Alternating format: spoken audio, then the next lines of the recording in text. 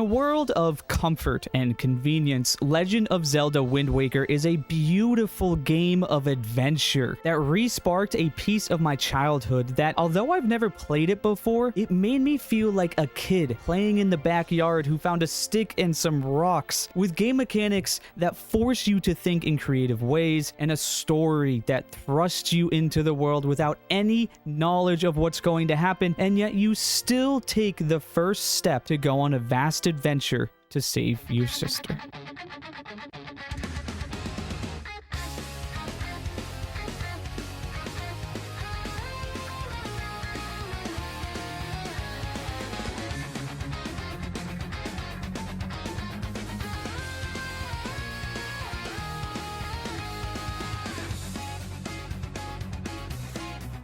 And pairing this with a very specific book has launched me out of my comfort zone and encouraged me to become a beacon of light to those around me.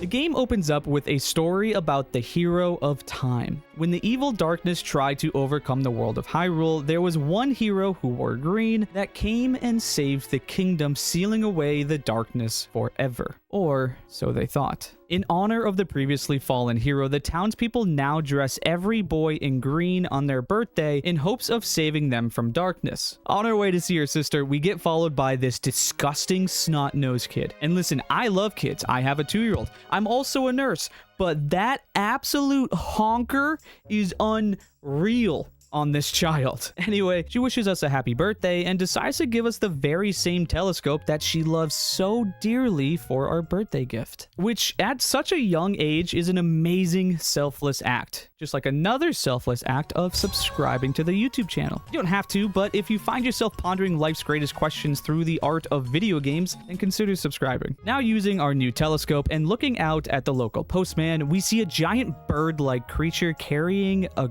girl? As we watch, we see a cannonball from a pirate ship blast the creature, causing it to drop the girl into the dense forest on the island. With this being my first time I've ever played this game, I had no idea that it had pirates, okay? As a man, there are two paths you take. You either love knights in shining armor, or you love pirates. And, well, I really like pirates. After immediately being sucked into the game now, and before we can go save the girl, we must learn how to use our sword to fight. This tutorial alone has some of the most motivational quotes I have ever heard in a video game. This old man hits us with, "To become stronger, one must first know oneself."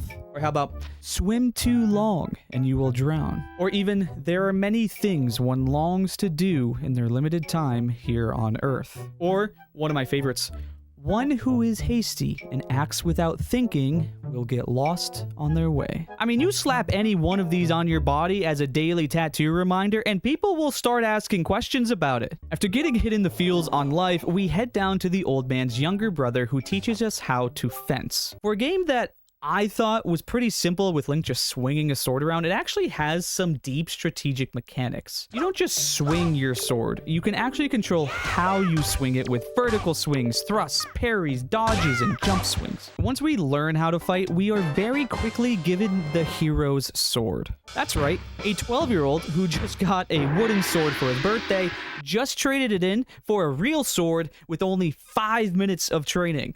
All I'm gonna say is, where's my sword, Mom and Dad, okay? Now that the sword is ours, it's time to finally spread some light by helping the girl who fell into the woods. That is, of course, not before cutting up a bunch of grass to get some free rubies, which is very poetic, as it actually reminds me a lot of my own journey in life and maybe yourself. You see, I get so many ideas to go and help and serve other people, but so often I get distracted by the shiny objects around me, whether it's video games, TV shows, movies, or other hobbies. And sometimes you are immediately let down by those distractions, as after hearing a funny sound, I turn around and there is that gross, snot-nosed kid again, slurping up his boogers right next to me. Now, going back to the girl in the woods, we climb our way up to the mountain through the trees and see our first enemy. And while I wasn't using all of the mechanics that we learned, the fight still felt so grand because of the music that plays when you swing at an enemy. It's something So simple, yet strikes just the right part of our brain to make us feel good as we take down the darkness. Oh, and I almost forgot the ruby. We continue on and use an aerial strike to take out the monsters and save the girl.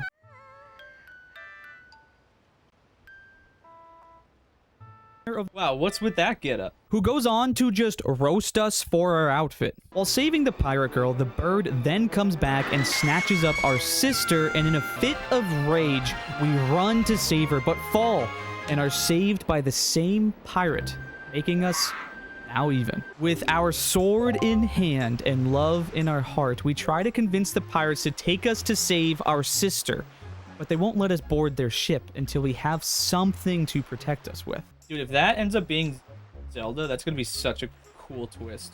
And if it's not, I'm going to be so disappointed.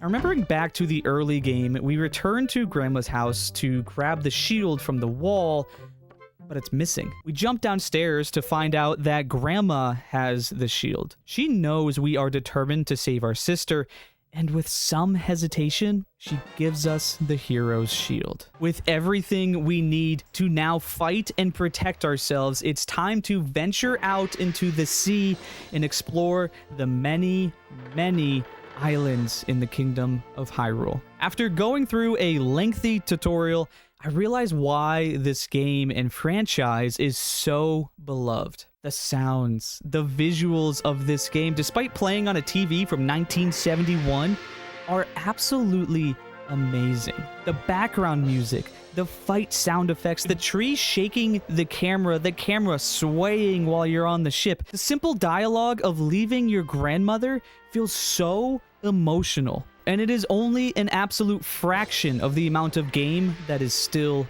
to come. On the ship, we are told to go talk to Nico, who for some reason looks like a toddler, and we are greeted by our first dungeon. Okay, that may be a little bit dramatic, but while trying to cross this challenge, it's clear that the platforming isn't going to be easy. It feels a little clunky and hard to tell where the camera is facing and where I'm going to land. And truthfully, this took way too many tries. Jump! Link, you fool! Come on, man! After finally completing it, our ears get blessed with the iconic Zelda treasure sound effect. We then meet up with Tetra, the pirate girl, and see the forbidden fortress where our sister is being held captive. The fortress is clearly blocked by a lot of guards, so the only way to get over to it is, well... what an amazing cutscene.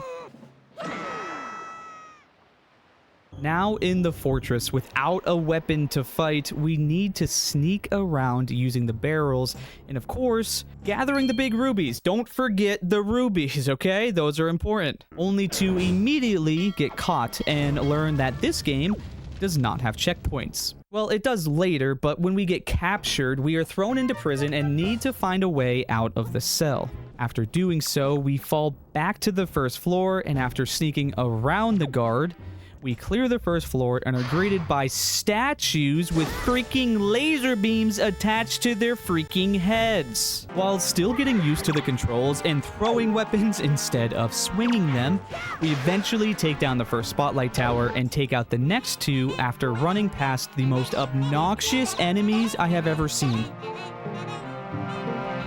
We then get a random message from the stone that Tetris apparently slipped into our pocket, and she tells us that the entrance to the tower is in the rear of the room. But climbing this tower was not going to be as easy as it looked. Coming across a gap that looks like I should be able to walk along the ledge, but the game makes me fall just to tell me to press A to sidle. After sidling our way up, we find not only our sword and our sister, but also the great evil that has been haunting the seas. Who is your master? Who is that? The evil figure commands the bird to fling us into the ocean, and we wake up on a boat in some sort of port. But the boat turns to us and begins to speak and explains that it's the Red Lion of the Sea. A great boat, but it's without a sail. The game again reminding us that we need to be prepared with the right tools if we are going to face the evil we are called to defeat. The boat tells us that the evil figure we saw is called Ganon. It's the same evil force from the legend that the game started with. The one who was thought to be sealed away is now back. And before we can save our sister and now the world from his evil magic, we first must find a sail from the island of merchants. While searching for the sail, we stumbled into many buildings exploring what the town has to offer. First, thinking that I could pull a fast one on this man, and decided to break all of his bases. Turns out that I now owed him 70 rubies in return. I then went and gambled with Battleship, which took me 3 tries to win, thinking I would certainly get a sail from Battleship. That's the place you get sails from.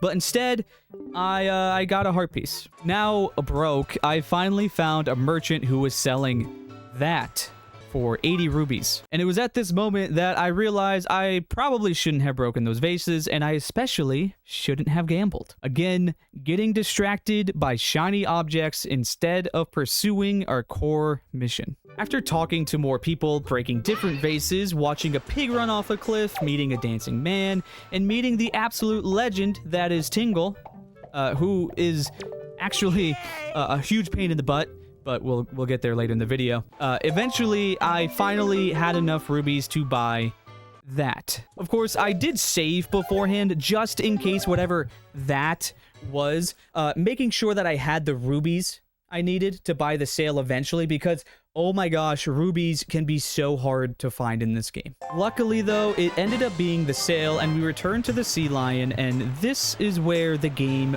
really opens up. The second you sail out to sea, it hits you. A feeling of freedom, exploration, curiosity, and joy. It was at this moment that I realized that Wind Waker is actually the first open world Zelda game. Not Breath of the Wild, it was Wind Waker. The exploration in this game is so much fun. There aren't any load times between islands either, and the sea has ships to be plundered and treasure to be found floating on debris. And at 29 years old, I finally started to fall in love with the Zelda franchise. And this is just the beginning. With our tools ready, we set out for Dragon's Roost Island, home of the Rito people. When we arrive, our boat tells us to seek out the Din's Pearl, as it will aid us on our journey. But before we go explore the island, he hands us the Wind Waker. He said it! He said the thing! He explains that the Wind Waker is a tool used to play music that will give us various powers. Now finally setting out for the Pearl, we find the island's native flower, and well, we learn the hard way what it does. While exploring, our postman greets us and invites us in to see the chief of the Rito people. The same chief tells us that the dragon is angry, but it is tradition for fledglings to get one of its scales as they become adults. However, his son, the prince, is afraid of growing into his new role and getting his own scale, especially with an angry dragon. So, the chief asks us to speak to his son to encourage him to get the scales so he can become the strong Rito prince that he was meant to be. Before we go speak with the prince though, the chief asks us to obtain a letter he wrote from a young girl named Medley. Of course, my newly formed vase smashing addiction does take over first, but shortly after we get the letter and go speak to the prince. And despite the prince reading the letter, he is still apprehensive and doubts that we'd be able to calm the dragon down enough to get a scale. He does make a deal though that if we can find someone who can calm the dragon, then he would listen to anything that that person has to say, which is a really interesting counterpart to Link. Like, both of these characters are young boys setting out to fulfill a prophecy.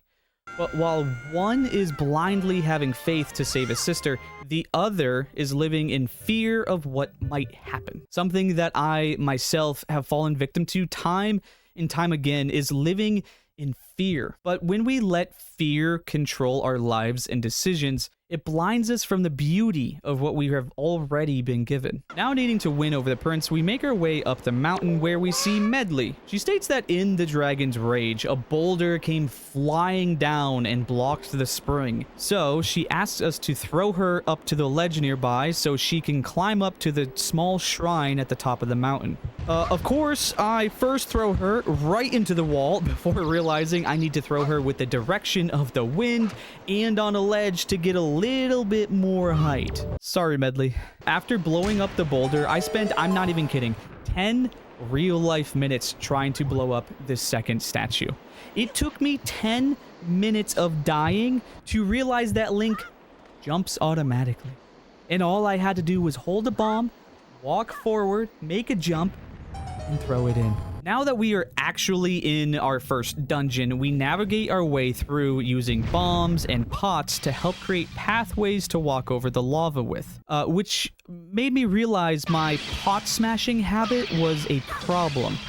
Because I destroyed all of the pots the first time I walked into that room and was bummed out when there was water and not rubies. Looking back at it, it's actually really funny watching me realize in real time that I needed those pots to create platforms, but you live and you learn. Navigating this dungeon took me back to a time in gaming where there was no yellow paint to tell you where to go. Instead, you just wandered around aimlessly trying to solve the next puzzle with the most vague clues the developers can come up with. And you only knew you did the right thing when you heard the iconic Zelda dungeon sound effect. And that is something that I miss in gaming. I recently started playing Donkey Kong Bonanza and was happy to see that Nintendo still stands by this idea that puzzles should be solved, not holding your hands through each level. Now back to the dungeon. I felt myself getting lost into this game and being super engaged with trying to figure out what the next step was. Eventually, after scaling further and further up the mountain, we find and save Medley from more monsters. As a reward, she then gives us a grappling hook.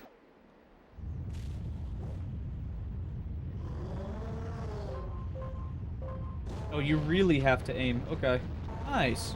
I continued on exploring and eventually got lost until I figured out that I needed to use the item that I just got. I also found out why games had guidebooks back in the day, because, well, they didn't have any yellow paint. After using the grapple, we find the key needed to open the door to our first boss fight. Walking through, we are greeted by a giant centipede that emerges from the lava covered in a protecting coat of rocks, making it impossible for us to do anything with their sword. Naturally, I had no idea what to do in this fight. It took quite some time for me to learn that, again, when you get an item in Zelda, you need to use that item to progress. So after grappling the dragon's tail to pull down the layer of stone to break the centipede armor, I ended up getting it pretty darn low until I had my first game over. With our newfound knowledge, the second attempt took much less time, and we were finally able to kill the centipede, get our heart piece, and free the dragon's tail, calming the storm and restoring the island's weather. With the dragon now tamed, we are greeted by the prince, and the newly inspired prince gives us his most valuable item, the Din's Pearl. He gives us this to give himself the courage he needs to stand up to the evil that he will face as future chief. Now with our pearl and the dragon's blessing, we hear about the Wind God's Shrine. And when we go to it and play our Wind Waker in front of it, it summons a frog named Zephos who teaches us how to control the winds. With control of the winds, it opens up the map even more, now allowing us to navigate anywhere we want, including the next island on our grand adventure. After sailing the seas, we find ourselves at the Forest Haven, the home of the Great Deku Tree, and also the next pearl that we need. Arriving on the island and fighting various Mario-looking plants and rushing water, we find ourselves in front of the Great Deku Tree, but it's covered in slimed monsters named Choo-Choos. And yet again, I find myself looking at this tree and spending another real-life 10 minutes trying to figure out how to get the slime off of its face.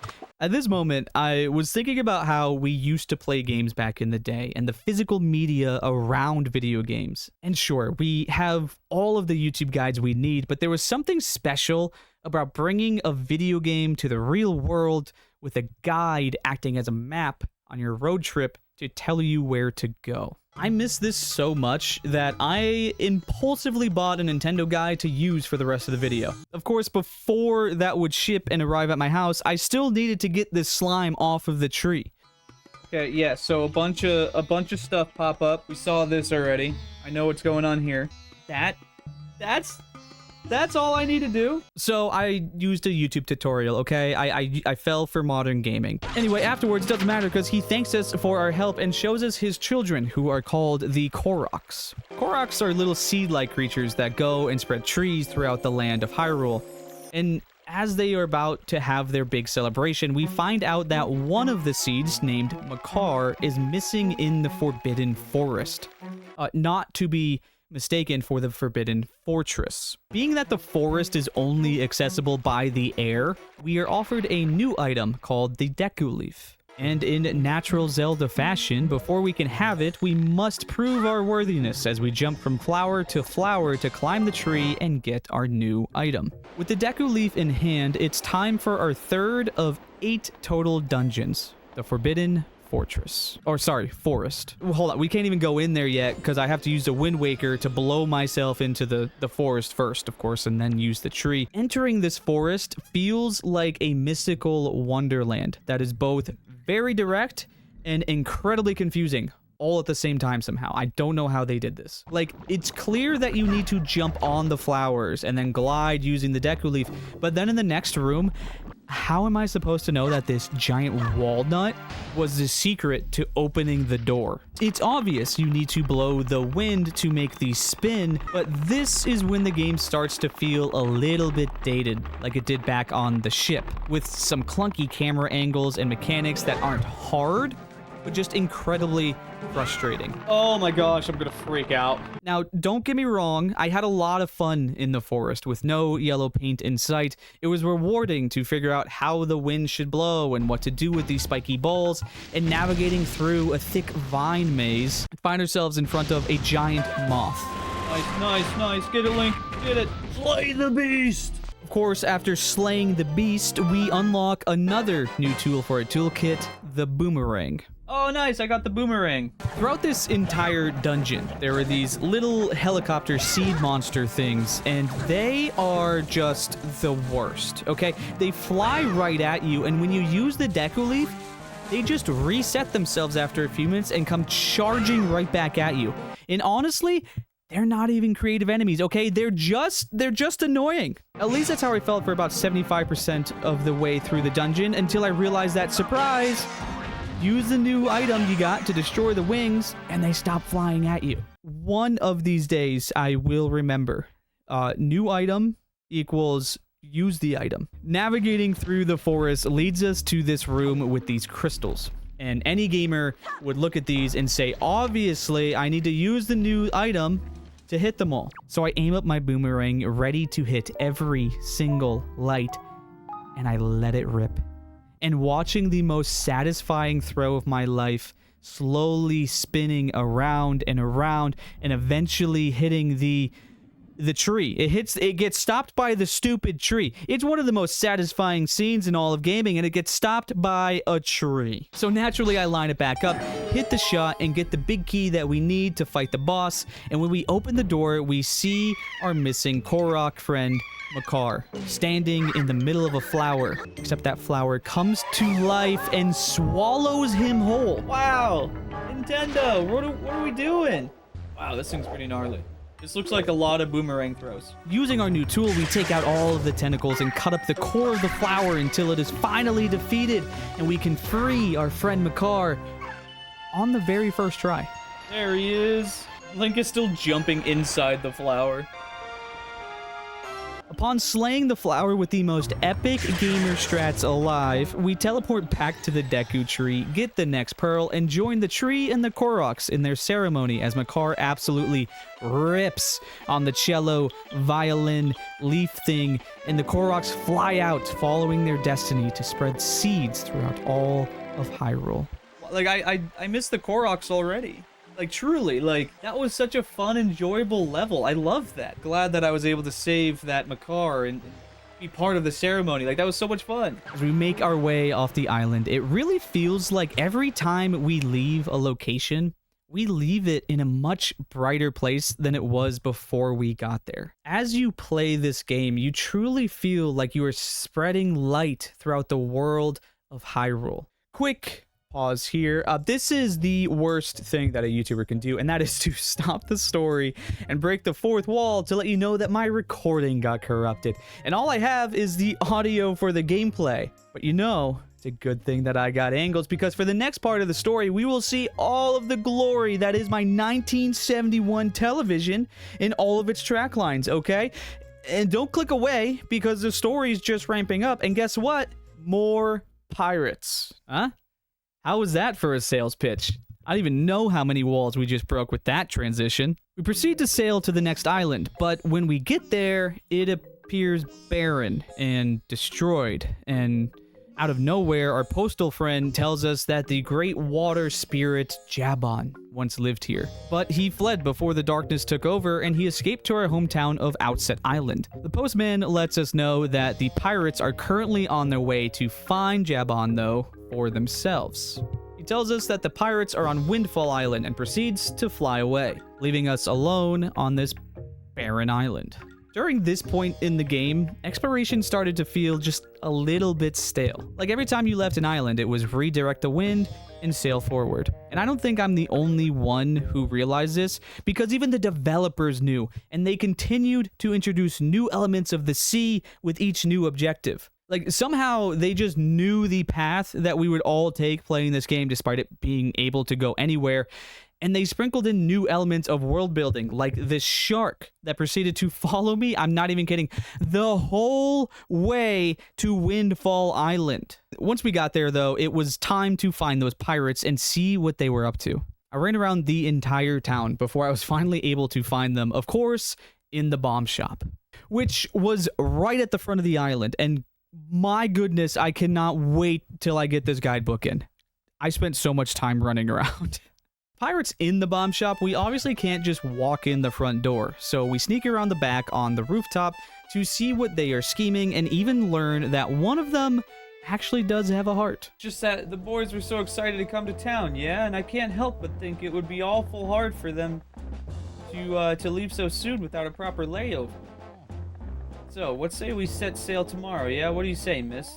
Treasure isn't going anywhere. Knowing that the pirates are going to party and celebrate, it's now our time to sneak onto their ship, and while doing so, leaving the bomb guy tied up. I am so sorry, buddy. I tried. There's no way to free him. While sneaking onto the ship, we see our good friend Nico again, who challenges us to another trial.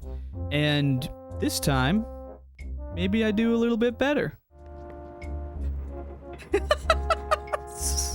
Absolutely not. This again took way too many tries for a 29-year-old man to complete, but after finally doing so, we get the bombs and find out that the whole thing was actually a setup. Tetra is kind enough to let us keep the bombs, and she gives us until sunrise to find the water spirit Jabon before her and her goons start coming after us. Of course, with no time to spare, we set out for Outset Island and return to our hometown, which makes for a really interesting interaction, and one that I think you and I have experienced at least once in our lifetime. When getting back to Outset Island, we go back to our home, and it's the first time we've returned since leaving, and find that our grandmother is passed out and does not even budge to see us, no matter how much we try. Now, you can chalk it up to her being old and it being late, but I can't help but think about a story where one of the most amazing people came home and was not welcomed by his hometown.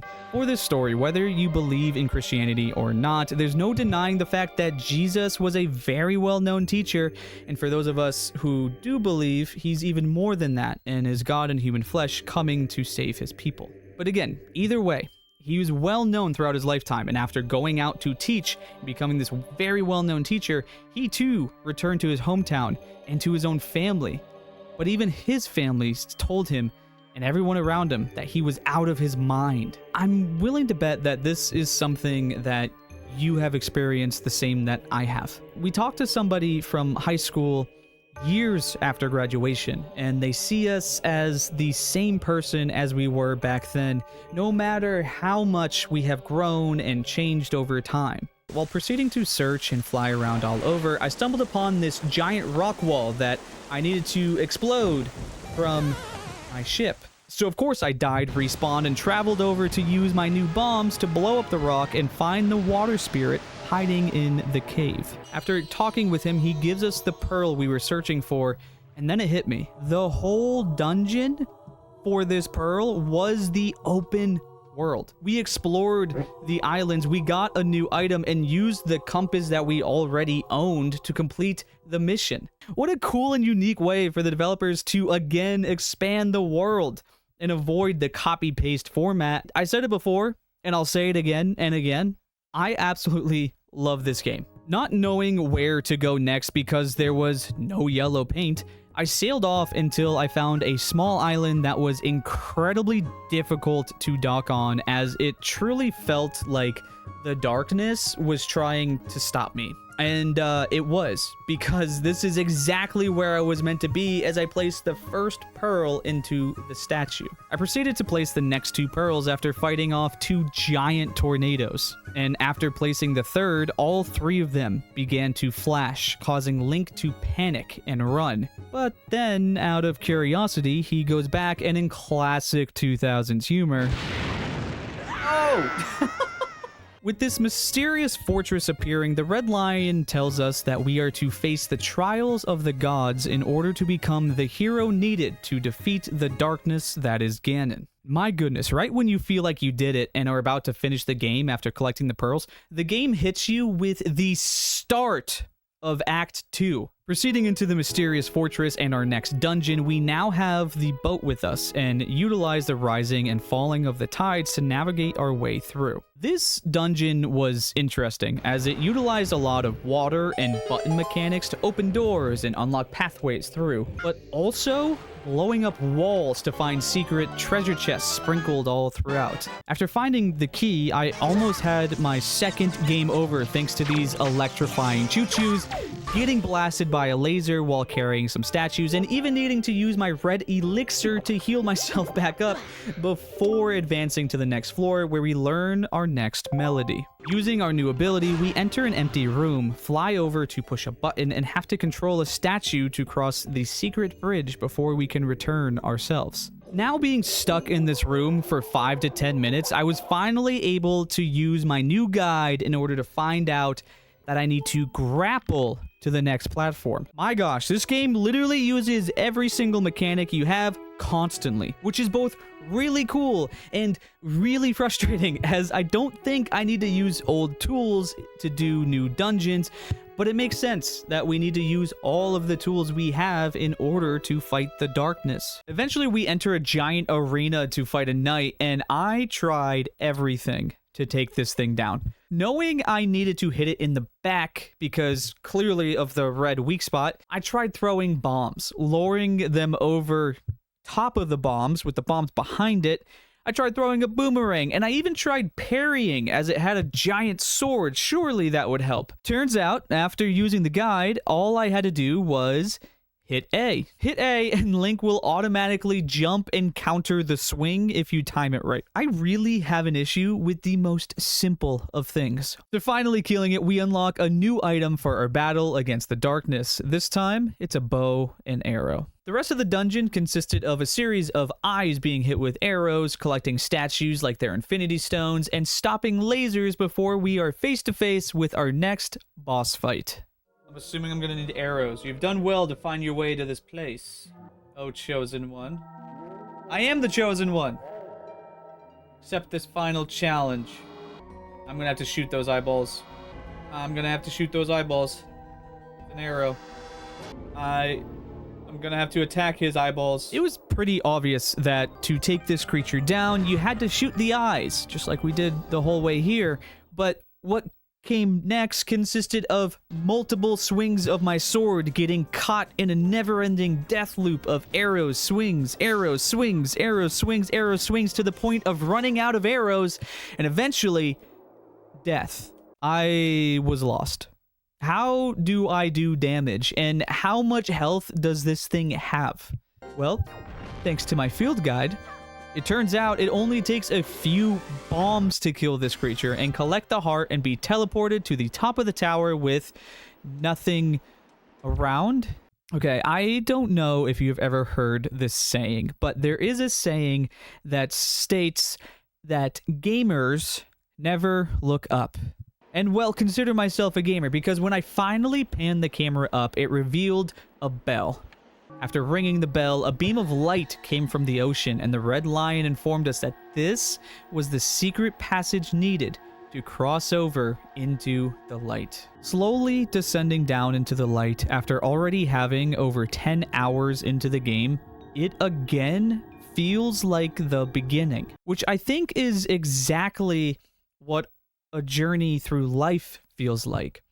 How many times on our way to find meaning do we have these moments that feel like we're starting over? A new job, for example, a new house, a new car, a new baby. All of these moments feel like we are starting fresh, and this game captures that moment perfectly. Now under the water, the screen changes to black and white, and we are in front of a castle in complete silence. Navigating this forgotten world feels so uncomfortable. The silence is deafening. We find out we need to make a way down into the basement. Seeing the clear puzzle in front of me, I try to push the stones into their respective slots before the guidebook says, "You're right, but you're doing it wrong." And instead of pushing, I grab the pillars to move them and spin them into their slots instead of just pushing to create a Triforce and unlock the secret passage down to the basement, still in complete silence. Finally, we encounter the Master Sword.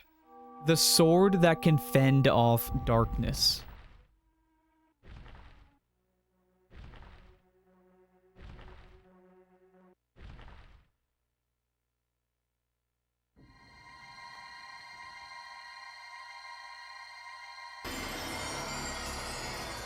While pulling it from the stone, light shines down on the forgotten castle of Hyrule and restores the color that has been lost for so many years. We take a few swings and are finally starting to look like the legendary hero that came before us. With the castle now back to life, so are the monsters, and the only way to ascend back to the surface is to clear the castle of all of the darkness. Which is an absolute blast, okay? Swinging the sword compared to the wooden sword we first got on our birthday feels, even through the controller, like we finally made it. The monsters don't stand a chance against us, and clearing this room was a genuine joy. This game, again, making me feel like a kid playing in the backyard, swinging my toy lightsaber around, fending off imaginary stormtroopers. We reunite with our bow and ascend back to the surface, where we get nothing. No signs or messages or signals on what we are supposed to do. No yellow paint in sight. Before using my guide, I figured the best guess was, hey, I have the Master Sword, let's go fight Ganon. So off to the Forbidden Fortress I sailed. And I'm not sure how intentional it is, but the whole way there, I sailed in silence, getting the same eerie feeling from the Hyrule Castle. But this time, I thought back to the wise words of the old man. One who is hasty and acts without thinking will get lost on the way. So I enjoyed this slow journey as we sailed off to finally defeat the darkness. Eventually arriving at the fortress, we hear some words of encouragement from the Red Lion. Do not be afraid. And it's finally time to save our sister. When entering this time around, we find out Ganon has upped his defenses, as we have to now fight off some spooky ghosts. As with the ghosts from the past, I try to lure them into the light, but then I hear a voice telling me that I now wield the light and can use the Master Sword to fend off the darkness. Now walking through, there is a newfound confidence and ease. But, of course, I still stumbled and was caught in the darkness and thrown back into prison. But after being here before, it is now much easier to escape, and we continue on to find a very satisfying giant hammer from a boss fight. Working my way through the fortress with my newfound tools felt easy. I don't care if Ganon sees me, dude. I don't care one bit. I'm an absolute legend. Oh, are they gonna fire cannons at me? No, I'm good. Okay. Okay, so I have the light, I've been here before, but it's still not easy. So I take out the spotlights, climb again, and realize I could have just used my Deku Leaf to fly to the other spotlights. But now getting to the final tower, we get the aid from some old friends, the pirates, to save our sister.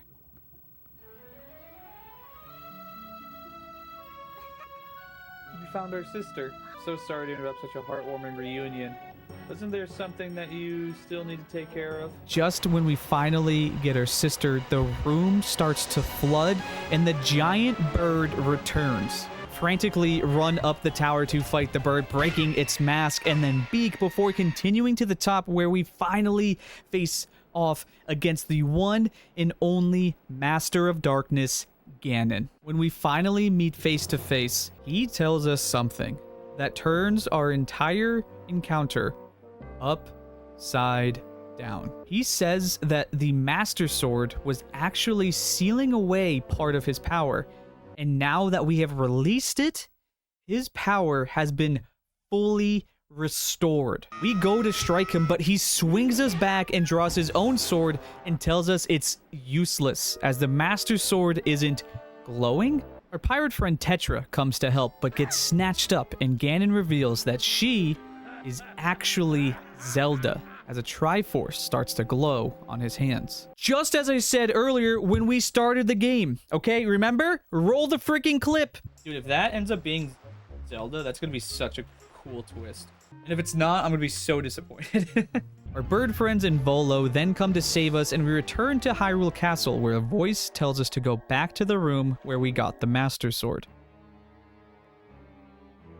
When descending the steps, we find the king, who informs us that he has been the voice of the Red Lion this whole time. He tells us that hundreds of years ago, Ganon had controlled the land and brought it to darkness. And the people tried to plead with the gods, who then flooded the world, advising some people to take to the mountaintops. Now, there is no denying the fact that this is incredibly inspired by Noah's Ark, okay?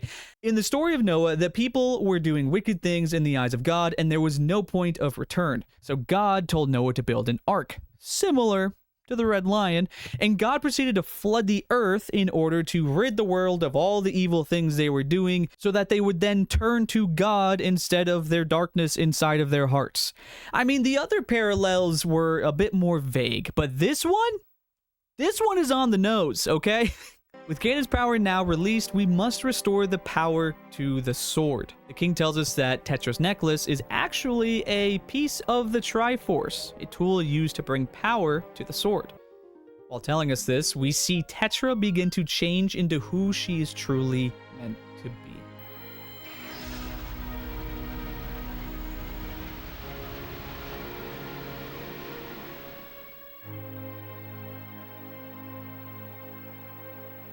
Whoa! She is Zelda! Now, in order to fully restore the sword's power, we must use the powers of the Wind and the Earth Temple sages. Problem is that there are barriers in Hyrule that prevent us from being able to access them from underwater, and we must enter them from above the surface. Now, okay, so that was a lot of story in a short period of time. I mean, whoa, okay? This game went from a cute story of saving your sister and defeating darkness to expanding into this extreme war against light and darkness. And I use the word war intentionally, as we now have to rally the troops. We have to get the sages to restore the sword's power. Before we meet the sages, though, we finally unlock fast travel, obtain fire and ice arrows, get some mail, find a chart of the Triforce pieces, find Tingle again, who makes it way too expensive to uncover the maps we find. We get more arrows, fight a squid to increase our magical powers, and travel to a fire mountain to get a power bracelet that makes Link comically strong. Oh my gosh. This is awesome. With our scavenger hunt now done, we make our way to the Earth Temple, and upon arriving, we learn a brand new melody that, after playing it, summons the Earth Sage, or at least the spirit of the previous Earth Sage. The spirit tells us that in order to access the temple, we actually need to set out and find one of the descendants who has carried on the legacy and carries a harp. Immediately, I think back to our friend Medley, the Rito girl who helped us save Volo on Dragon Roost Island. And going back to the island, we wander around until we find her playing the harp. And when we show her the new melody, she suddenly collapses, and the spirit appears to her and unlocks her true identity.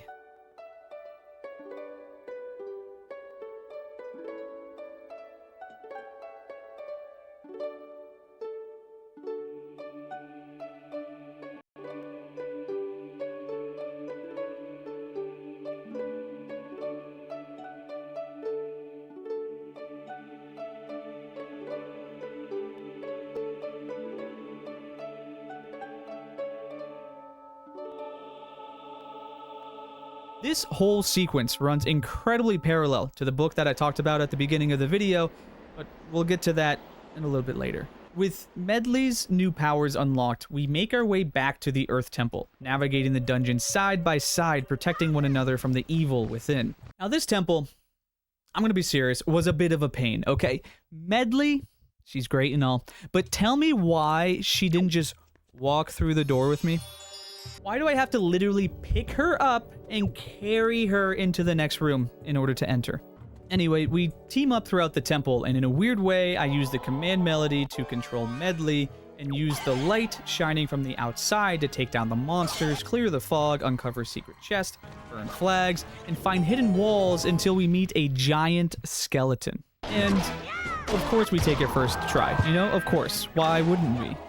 But wait, there's more! After taking down the next two undead beings, we find the Mirror Shield, a shield that allows Link to now redirect the light himself. Using now both our shield and Medley's harp, we proceed through a series of puzzles, shining light, clearing fog, opening windows, moving statues, and of course fighting more monsters. Although I did almost die trying to get 20 rubies, of course.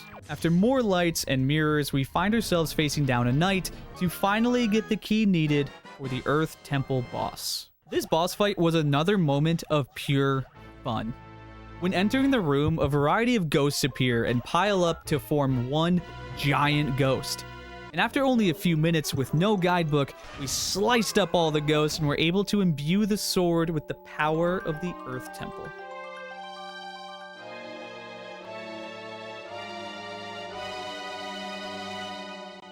With half the power restored, there is only one more temple standing between us and destroying the evil darkness that is Ganon. Before going to the Wind Temple, though, we head to an ice island to gather the supplies needed, this time a pair of iron boots. With our new boots, we sail to the Wind Temple and are now able to walk right through the huge gusts of wind and enter to learn the Wind Sage's song.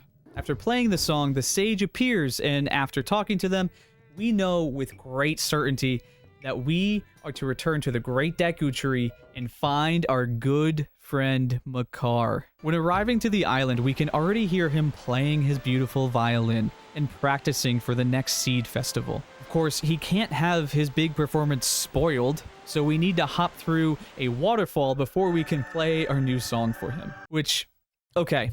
We are far into this game, and truthfully, I'm not usually a big fan of video game music. Some people listen to it casually while they're working out. I'm not that guy. But oh my goodness.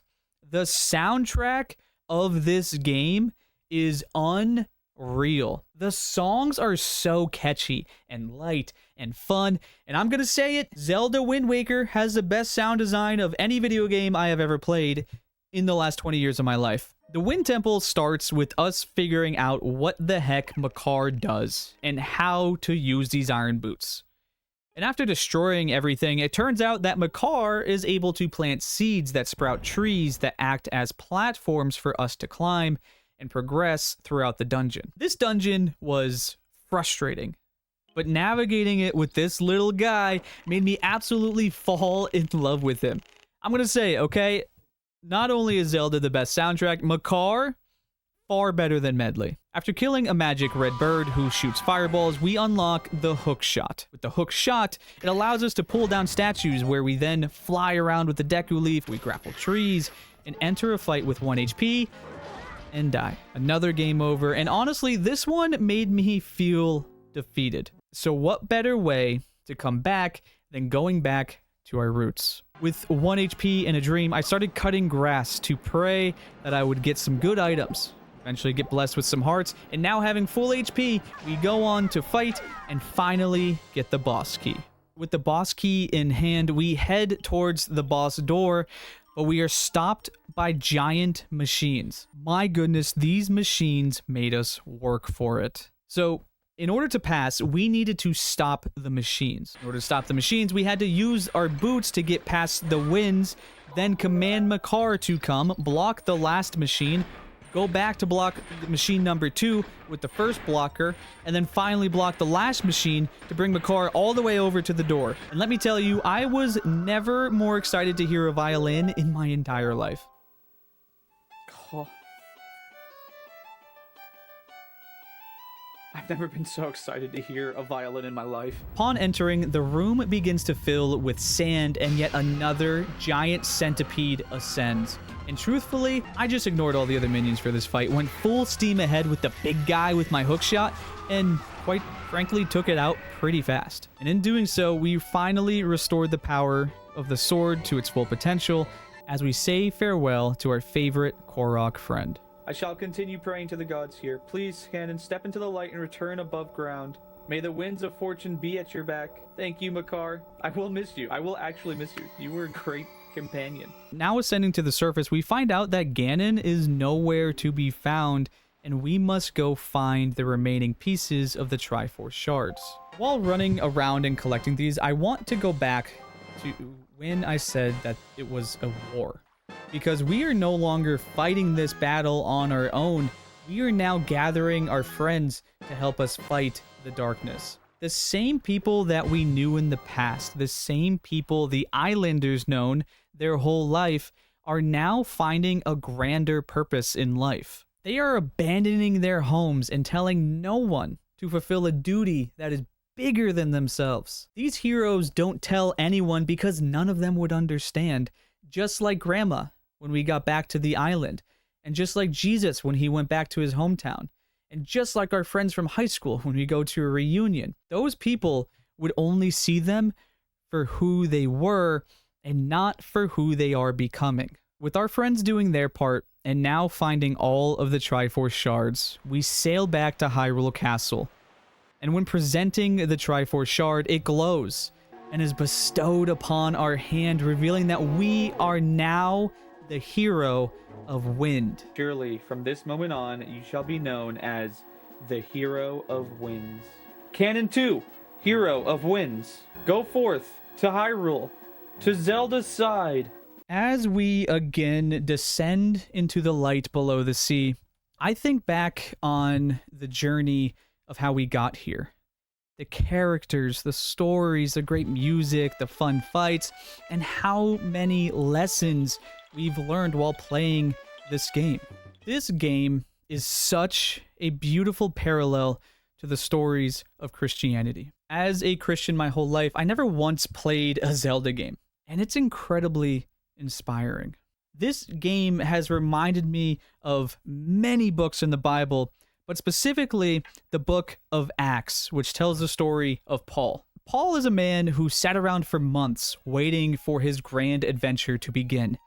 And while waiting, he practiced his skills just like the people of Outset Island, preparing their boys to dress them in green on their birthdays. But when it is finally time for Paul, he is tasked with going out to spread the light of Jesus throughout the ends of the earth, just like Link in the story of Hyrule. The Bible, too, even uses the same language as the game, saying the light, Jesus, cannot be stopped by darkness, which is death. Ganon thought he defeated the hero of light, just like the devil thought he defeated the hero of light. And Paul, just like Link, and just like us as Christians, are tasked with spreading light to those around us. And just like Link was arrested, the apostles were also arrested many times for spreading the light. And just like our guardian heroes, Makar and Medley, a common man named Stephen abandoned everything to stand up for what he believed in and was even stoned in a crowd. But he never gave up hope on his mission. I think the lesson between all of this in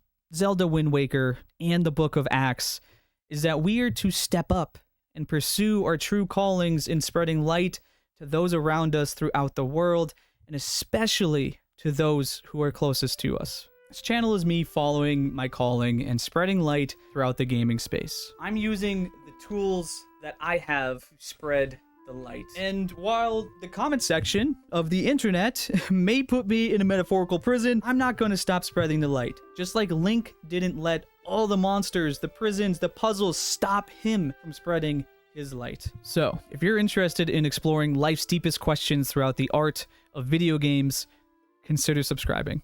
Because with the Master Sword, and more importantly, the sacrifice of Jesus Christ, we too can defeat darkness once and for all.